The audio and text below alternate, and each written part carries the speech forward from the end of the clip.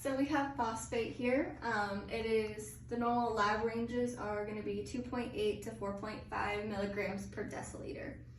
And you can get phosphate from like your poultry, fish, meat, that is an egg, hopefully you can tell.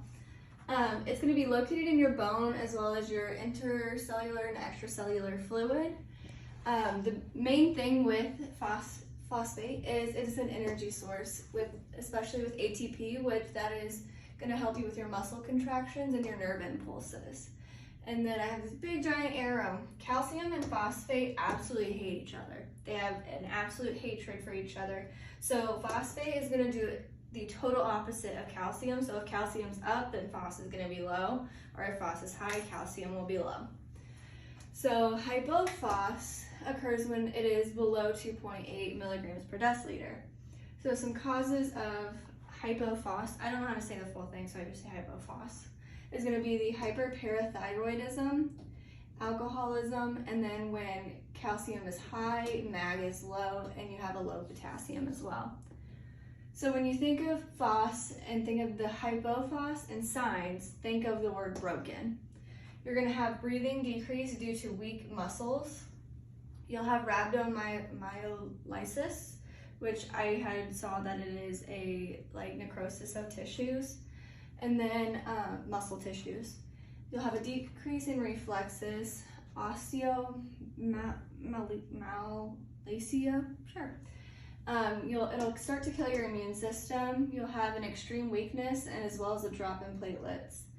You can also have a neuro change. So with that, you can have confusion, seizures, stupor. Stupor is like almost near unconsciousness. And then now we move on to hyperphos, which will be greater than 4.5 milligrams per deciliter. So thought causes will be hypoparathyroidism. So here we had the hyper, here we'll have the hypo. And then we'll have an overuse of vitamin D, because remember it does the opposite of calcium.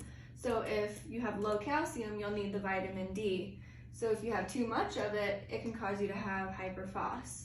And then also ESRF, which is end-stage renal failure. So we need also, for the signs, think of the word cramps, which are going to be the same as the hypocalcemia signs. So that's confusion, an increase in your reflexes, you'll have arrhythmias, the muscle spasm, a positive trousseau, which is when you put a blood pressure cuff on your patient and then their arm starts to curl in and their fingers will come together, so it looks kind of like this.